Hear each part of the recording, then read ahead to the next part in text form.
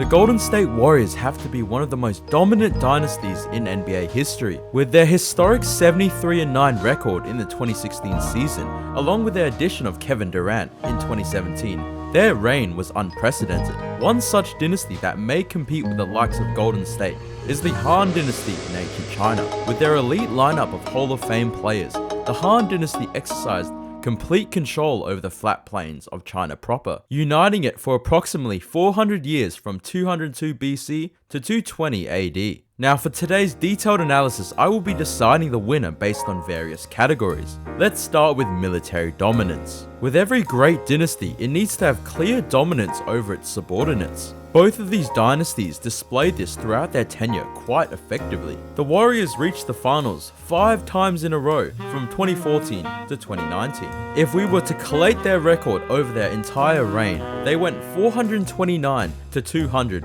in the regular season and 93 to 34 in the playoffs from 2014 to 2022. That equates to a 68.2% and a 73% win rate on average respectively. That's pretty good, hey? Now the Han Dynasty had approximately 25 major battles during its reign, with about 20 of them being successful campaigns. That means they had a win rate of approximately 80%. Now it might be looking grim for the Dubs, and even more when you consider their choke in 2016, blowing a 3-1 lead to the GOAT. Fair enough. But that choke doesn't even come close to the choke the Han had at Yanran Mountain. In March of the year 90 BC, Li mobilized a small force of 130,000 men to subjugate the Xiongnu tribes north of the Han. Li was in a particular sticky spot as his family was accused of treason before he left, so he had to lock in for the bloodline. Pushing deep into Xiongnu territory, they had some initial victories before realizing they were a little far from the motherland and they had no food, so by the time they started to retreat, everyone was freezing and starving. Now the Xiongnu, who saw the Han army in front of them basically falling apart, so they began to wait until they reached more rugged terrain of the mountains. Flash back to the day before and the Xiongnu had actually dug a big ditch, blocking the Han army's only point of escape.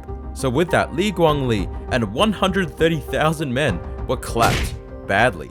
Ironically, upon finding out about Li's defeat at Yanran Mountain, the emperor ordered the execution of the entire Li family clan. Li was actually captured alive by the Xiongnu, and although he was treated nice, he was randomly sacrificed in a ritual to their gods just a year later. I fear that losing 130,000 men is probably slightly worse than blowing a 3-1 lead in the NBA Finals to the greatest player of all time. And if Iguodala was there, I don't think they would have lost. That is an easy 1-0 to the Golden State Warriors. Competition. When you think of greatness and dominance, you need to identify what they're great relative to. With the Warriors, we had obviously the Cavaliers, which took them to 4 straight finals from 2015 to 2018.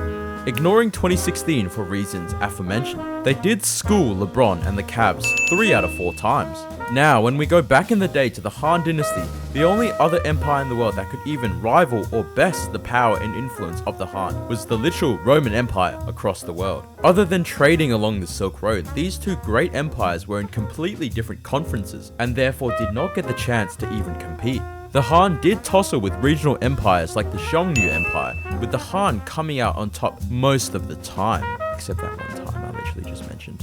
Now we compare the likes of the Xiongnu Empire to the Cleveland Cavaliers. We have some similarities, with both the Han and Golden State coming out on top most of the time. But one difference was the Xiongnu were a bunch of no good plumbers, and the Cavs had the league's best defender of all time, Matthew Dellavedova. Did the Xiongnu Empire have defense like that? Did they nearly die guarding the Han Dynasty like Dellavedova guarded Steph Curry? I didn't think so. Another narrow point to the Warriors.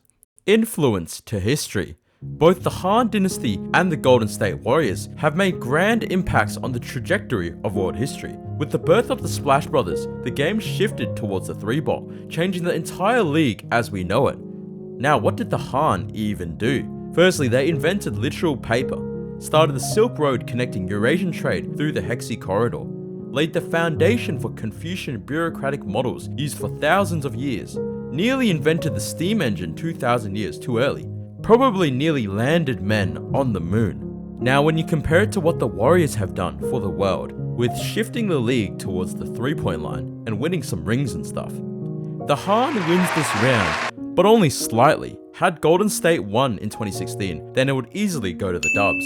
Longevity. With every debate about legacy and dominance comes the need to consider longevity. Let's compare the reign of both the Han and the Golden State Warriors. The Han reigned for approximately 400 years, while the Golden State Warriors reigned for about 8 years, depending on where you want to end it. This round goes to the Han. Wait, let's make it more fair. Relative to their respective history, for example, the Han reigned for approximately 400 years out of the approximately 2,100 years of Imperial Chinese rule, and the Golden State Warriors Dynasty lasted for about 8 years out of the 80 years of NBA history. And from this information, we are able to calculate some actual ratios. Okay, never mind, the Han still win this round, but it's actually a lot closer than you may think. Downfall. Every great dynasty must come to an end, and we will determine the true winner of today by assessing which fall was worse. After their most recent title in 2022, the Warriors have failed to advance past the second round of the playoffs, even having a negative record in the 2025 season. That's a pretty bad downfall. So what did the Han do after their collapse? Well, they did the most usual thing of causing one of the most deadly and long civil wars in human history, the Three Kingdoms period.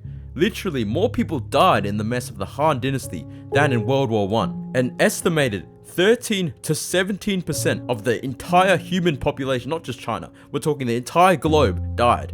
To put it in perspective, about 3% of the human population died in World War II. That is like if 420 million people died in World War II instead. Yep, thanks guys, that's real nice of the Han Dynasty to leave that behind for us. I think going negative in the 2025-26 season is definitely better than causing the deaths of an eighth of the entire world's population. And there we have it, the Golden State Warriors Dynasty is evidently the more dominant dynasty out of the two. Thank you guys for watching my extremely detailed analysis. Maybe next time we'll compare the conquest of Genghis Khan to Dirk's 2011 finals